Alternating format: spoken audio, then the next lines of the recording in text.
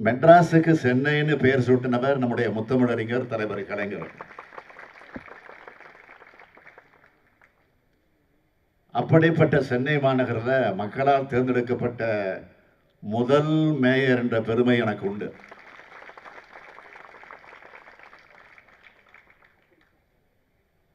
ஐநூறு ஆண்டுகள் பழமை வாய்ந்த சென்னை மாநகரத்தை நவீனமயமாக்குதல பெரும் பங்கு திராவிட முன்னேற்ற கழகத்துக்கு உண்டு. இன்றைய சென்னையை மலம் வந்து பாருங்க. நீங்க பார்க்கிற எல்லா வளர்ச்சி பணிகளுமே திமுக உருவாக்கியது தான்.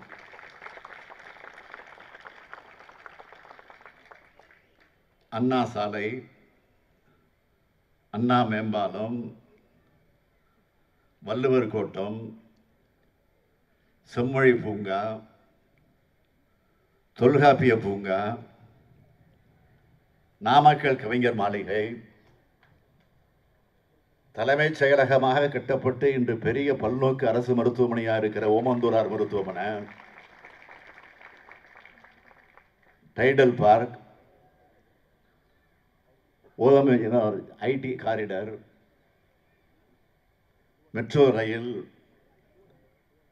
கோயம்பேடு பேருந்து நிலையம், கோயம்பேடு காய்கறி அங்காடி, சென்னையில் வெள்ள பாதிப்புகளை தடுக்க பல நூறு கிலோமீட்டருக்கு மழைநீர் வடிகால் பணிகளை, குடிநீர் தேவைக்கு நெம்மேலி கடல் நீரை குடிநீராக்கக்கூடிய திட்டம், மீஞ்சூர் கடல் நீரை குடிநீராக்கக்கூடிய திட்டம், கத்திப்பாரா மேம்பாலம், கோயம்பேடு மேம்பாலம், பாடி பாலம், மீனம்பாக்கம் பாலம், மூளைக்கடை பாலம், மேற்கு அண்ணாநகர் பாலம், வியாசர்வாடி பாலம், இன்னும் சொல்லிக்கிட்டே போகலாம். இப்படி திரும்பின பக்கமெல்லாம் சென்னைக்கான வளர்ச்சி திட்டங்களை நிறைவேற்றி இந்தியாவை திரும்பி பார்க்கும் வளர்ச்சியை ஏற்படுத்தினது நம்ம திராவிட முன்னேற்ற கழகத்தினுடைய கழக அரசு. நான் சென்னை மாநகரத்தினுடைய மேயராக இருந்த காலகட்டம் என் மனசுல இன்னும் பசுமையா இருக்கு. சென்னை மாநகரத்தினுடைய தந்தைன்னு சொல்றதை விட இந்த மாநகரத்தினுடைய முதல் சேவகனாக இருக்கிறதே விரும்புகிறேன்னு அப்ப சொன்னேன். மேயரா மட்டும் இல்ல, முதலமைச்சராகவும் அப்படித்தான் செயல்படுகிறேன். அது உங்களுக்கே தெரியும். மேயரா இருந்த காலகட்டத்தில் நம்முடைய பணிகளை பார்த்து இந்தியாவின் மற்ற மாநகரங்கள் பொறாமைப்படக்கூடிய அளவிற்கு திட்டங்களை தீட்டினோம். போக்குவரத்து நெரிசலை குறைக்க 10 பாலங்கள் கட்டணும். மாநகராட்சியினுடைய பள்ளியினுடைய கல்வியின் தரத்தை உயர்த்தி மாணவர்களும் பெற்றோர்களும் சீட் கிடைக்க காத்திருக்கக்கூடிய சூழலை உருவாக்கணும். முதலா மழலையர் வகுப்பு தொடங்கப்பட்டுச்சு. குப்பை இல்லாத சென்னையை உருவாக்கணும். திடக்கழிவு மேலாண்மைக்கு முக்கியத்துவம் கொடுத்தோம். புதிய பூங்காக்கள், சாலையோர பூங்காக்கள், கூவம் கரையோர பூங்கா, விளையாட்டு திடல்கள், உடற்பயிற்சி கூடங்கள், மாணவர்களுக்கு மடிக்கணினி, சென்னை தெருக்களுக்கு அன்னை தமிழ் பெயர், மூத்த குடிமக்கள் சிகிச்சை மையம், மாநகராட்சி கணினி மையம், இப்படி சென்னையை சிங்கார சென்னையாக மாற்றினோம். நம்ம ஆட்சியில தான் சென்னையினுடைய அந்த காலம் பொற்காலமாக இருந்துச்சு. இடைக்காலத்தில் 10 வருஷம் பதவியில் இருந்தவங்க சென்னையை சீரழிச்சு பாழ்படுத்துறாங்க. 10 வருஷம் கழிச்சு இப்போ மீண்டும் கழக ஆட்சி மாநிலத்திலே உதயமாகி நகர்ப்புற வளர்ச்சியில் நேருவர்களும் மிக மிக சிறப்பாக இன்றைக்கு பணியாற்றி கொண்டிருக்கிறார். அவருக்கு துணையா சென்னை மாநகரத்தினுடைய வணக்கத்திற்குரிய மேயர் பிரியா அவர்களும் துணை மேயர் மகேஷ் அவர்களும் செயல்பட்டு வருகிறார்கள். ஏன் நம்ம கவுன்சிலர்களும் எல்லாம் கொச்சிப்பீங்க. நம்மை பொறுத்தவரை துயர் வரும் நேரம் துணை நீக்கிறது மட்டும் இல்லை, துயர் துடைக்க துயர் திட்டங்களையும் உருவாக்கிட்டு வரோம். சென்னை மீண்டும் புதுப்பொலிவு அடைஞ்சுக்கிட்டு வருது. இதுக்காகவே தீட்டப்பட்டிருக்கக்கூடிய சிறப்பு திட்டம் தான் வடசென்னை வளர்ச்சி திட்டம்.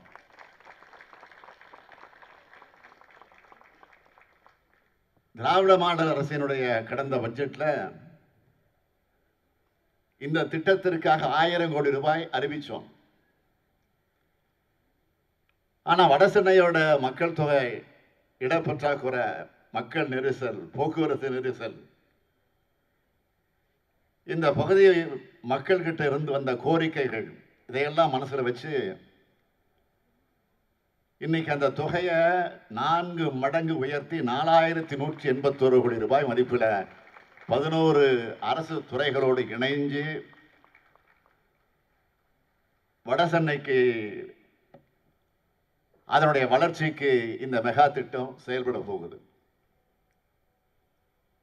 இந்த திட்டத்தின் கீழ் சென்னை பெருநகர் வளர்ச்சி குழுமத்தோட திட்டங்களுக்கு 440 கோடி 62 லட்சம் ரூபாயும், இதர துறையோட திட்டங்களுக்கு 286 கோடி ரூபாய் 46 லட்சம் ரூபாயும் சென்னை பெருநகர வளர்ச்சி குழுமம் ஒதுக்கீடு செய்யும். மீதமுள்ள நிதியை அந்தந்த துறைகள், வாரியங்கள் மற்றும் நிதிநிலை அறிக்கை மூலம், ஒதுக்கீடுகள் மூலம் அடுத்த 2 ஆண்டுகளில் ஒதுக்கீடு செய்யப்படும். இந்த திட்டத்தில் என்னென்ன செய்ய போறோம்? மாதிரி பள்ளிகளை உருவாக்குதல், குறைந்த விலையில வீட்டு வசதி, திறன் மேம்பாட்டு மையங்களை உருவாக்குதல், புதிய பேருந்து நிலையங்கள் மற்றும் பணிமனைகளை நிர்மாணித்தல், மேம்படுத்துதல், முக்கியமான பகுதிகளில் துணை மின் நிலையங்கள், போதைக்கு அடிமையானவர்களை மீட்கக்கூடிய மறுவாழ்வு மையம், மக்கள் அதிகம் கூடக்கூடிய இடங்கள்ல, பொது இடங்கள்ல சிசிடிவி கேமராக்கள், மருத்துவ சுகாதார நிலையங்கள்ல பெண்கள் மற்றும் குழந்தைகள் நலனுக்காக உயர்நல சிறப்பு பிரிவு,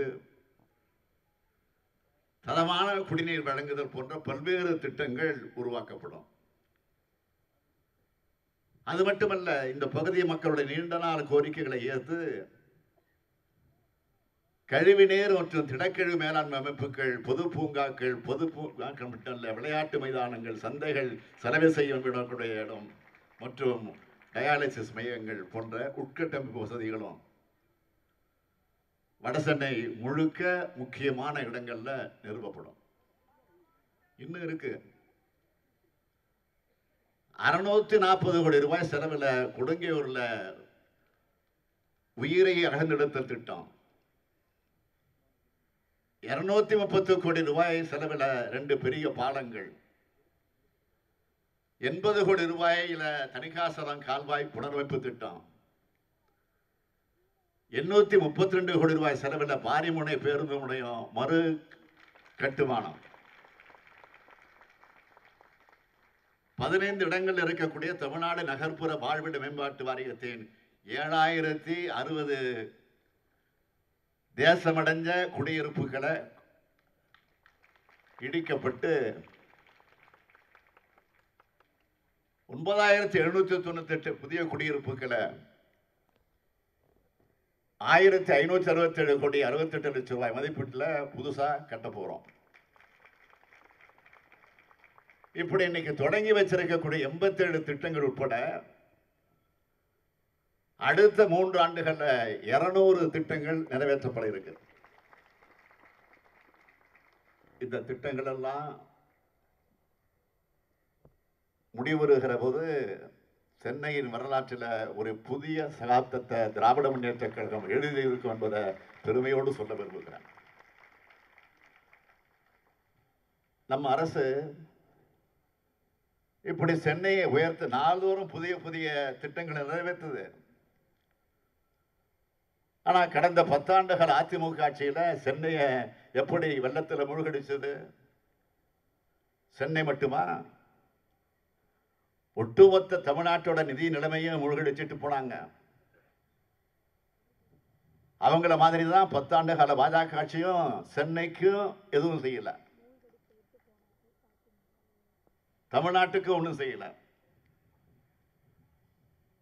ஆனா நாளைக்கு பிரதமர் மோடி கன்னியாகுமரி வரப்போகிறார். எதுக்கு வரப்போறாரு? தமிழ்நாட்டுக்கான சிறப்பு திட்டங்களை உருவாக்கி தர வரப்போறாரா?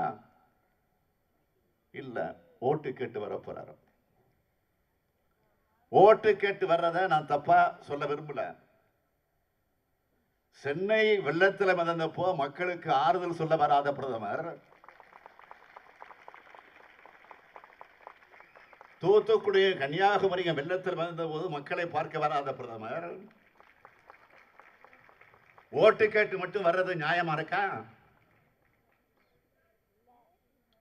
குஜராத் மக்கள் வெள்ளத்தால பாதிக்கப்பட்டப்போ அன்றைய தினமே ஹெலிகாப்டர்ல போய் பார்த்தார, மறுநாள் நிவாரண நிதி கொடுத்தார. குஜராத்துக்கு ஏன் கொடுத்தீங்கன்னு நான் கேட்கல, தமிழ்நாட்டுக்கு ஏன் தரலன்னு தான் நான் கேட்க வந்திருக்கிறேன்.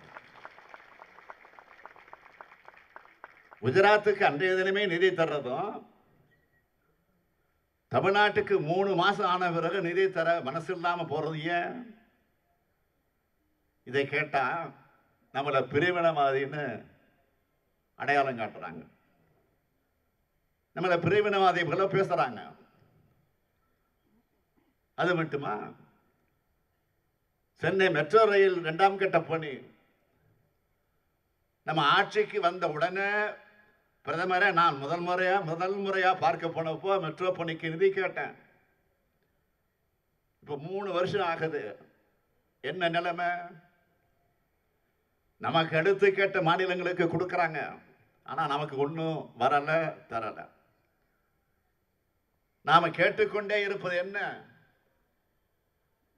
ஒன்றிய அரசுக்கு அதிக வரிய வருவாய எங்கிருந்து போகுது? நம்ம தமிழ்நாட்டிலிருந்து போகுது. நம்ம பணம் தான் போகுது. ஆனா அதுக்கு ஏத்த மாதிரி திருப்பி தராங்களா? நாம் 1 ரூபாய் கொடுத்தா 29 பைசா தான் திரும்ப நமக்கு வருது. அதையாவது ஒழுங்காக கொடுக்கறாங்களா? இல்ல. நிதி கேட்டு கடிதம் எழுதணும். நம்ம எம்பிக்கள்லாம் நிதி கொடுங்கன்னு நாடாளுமன்றத்தில் போய் குரல் கொடுக்கறாங்க. அப்புறம்தான் அந்த 25 பைசாவையும் கொடுக்கறாங்க. இத சொன்னா நாம பிரிவினை பேசுறோமா? மாண்புமிகு பிரதமர் மோடி அவர்களே, மாண்புமிகு பாரத பிரதமர் அவர்களே, பிரிவினை எண்ணம் எங்களுக்கு இல்லை. ஒரு கண்ணுல வெண்ணையும் இன்னொரு கண்ணுல சுண்ணாம்பைய என்றுதான் கேட்கிறோம். நான் அழுத்த நிறுத்தமாக சொல்வது, தேசபக்தியை பற்றி எங்களுக்கு யாரும் போதிக்க வேண்டிய அவசியம் இல்லை. நாட்டுப்பற்று பற்றி எங்களுக்கு யாரும் வகுப்பு எடுக்க வேண்டிய அவசியமே கிடையாது. சீன நாட்டால் இந்தியாவுக்கு அச்சுறுத்தல் ஏற்பட்ட போது 1962ஆம் ஆண்டு திராவிட நாடு கோரிக்கையை கைவிட்டு இந்திய நாட்டினுடைய பாதுகாப்பே முக்கியம் என்று அறிவித்தவர் பேரறிஞர் அண்ணா அவர்கள். 1971ஆம் ஆண்டு இந்தியாவை பாகிஸ்தான் அச்சுறுத்திய போது சட்டமன்றத்தில் பாகிஸ்தான் படையெடுப்பை கண்டித்து கண்டன தீர்மானம் நிறைவேற்றி 1972ஆம் ஆண்டு பாகிஸ்தான் போரின் போது அன்றைய பிரதமர் இந்திரா காந்தி அவர்களும் நாட்டுக்காக, நாட்டு பாதுகாப்புக்காக 6 கோடி ரூபாய் நிதி வழங்கியவர் தமிழக முதல்வராக இருந்த கலைஞர் அவர்கள்.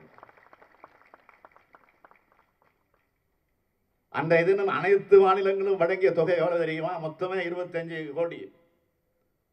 இந்தியாவில் இருக்கக்கூடிய அனைத்து மாநிலங்களும் மொத்தமாக வழங்கியது 25 கோடி. அதுல 6 கோடியை வழங்கியது திராவிட முன்னேற்ற கழக அரசு. அந்த போரில் வீரமரணம் அடைந்த ராணுவ வீரர்களுக்கு நிதியும் நிலமும் வழங்கிய அரசு கலைஞருடைய அரசு. அது மட்டுமல்ல, 1999ஆம் ஆண்டு கார்கில் போரின் போது அன்றைய பிரதமர் வாஜ்பாய் அவர்களிடம் 3 தவணைகளாக மொத்தம் 50 கோடி ரூபாய் வழங்கிய அரசும் முதல்வர் கலைஞருடைய அரசு தான். இந்தியாவை காக்க எங்களை நாங்கள் ஒப்படைத்துக் கொண்டவர்கள் என்பது தமிழ்நாட்டு மக்கள் நன்கு அறிவார்கள். தமிழ்நாட்டில் கால் பதித்து இந்தியாவுடைய ஒட்டுமொத்த வளர்ச்சிக்காக குரல் கொடுத்து வருபவர்கள் நாங்கள். இந்தியாவின் தலைசிறந்த மாநிலமாக தமிழ்நாட்டை வளர்த்தெடுத்த நாங்கள். உலகின் தலைசிறந்த கூட்டாட்சி நாடாக, மக்களாட்சி நாடாக இந்தியா வளர்ந்து வளம் பெற வேண்டும் என்பதற்காகத்தான் உழைத்துக் கொண்டிருக்கிறோம். தமிழ்நாட்டுக்கு எந்த நன்மையும் செய்யாத உங்களுக்கு தமிழ்நாட்டு மக்களின் ஓட்டு மட்டும் வேண்டும். இது என்ன நியாயம்? ஒட்டுமொத்த தமிழ்நாட்டு மக்களும் கேட்கிறாங்க, 10 ஆண்டுகள்ல என்ன சிறப்பு திட்டங்களை தமிழ்நாட்டுக்கு கொண்டு வந்தீங்க? பதில் சொல்லுங்க பிரதமர் அவர்களே. கேட்கிறாங்க, மக்கள் கேட்கிறாங்க, நாங்கள் கேட்கல, மக்கள் கேட்கிறாங்க. தமிழ்நாட்டை சீரழிச்சு அதிமுகவையும் தமிழ்நாட்டை கண்டுகொள்ளாத ஒன்றிய பாஜகவையும் மக்கள் நிராகரிக்க தயாராகிவிட்டார்கள். அதுதான் இந்த காட்சி, இந்த சாட்சி. தமிழ்நாட்டின் வளர்ச்சிக்காக பாடுபடும் திராவிட மாடல் அரசு உங்களுக்காக என்னாலும் உழைக்கும். இந்த முத்துவேல் கருணாநிதி ஸ்டாலின் இருக்கிறேன். இன்றைக்கு தொடங்கி வைக்கப்பட்டிருக்கக்கூடிய வடசென்னை வளர்ச்சி திட்டங்கள் அதனுடைய அடையாளம் தான். தமிழ்நாட்டின் வளர்ச்சியோடு தொடர்ச்சியா இந்தியாவையும் காக்க வேண்டிய பொறுப்பு, பெரும் பொறுப்பு தமிழ்நாட்டு மக்களான நமக்கு வந்து சேர்ந்திருக்கிறது. அதற்கு துணை நிற்க உங்கள் ஸ்டாலின் அழைக்கிறேன். தமிழ்நாட்டை வளர்ப்போம், இந்தியாவை காப்போம். நன்றி, வணக்கம்.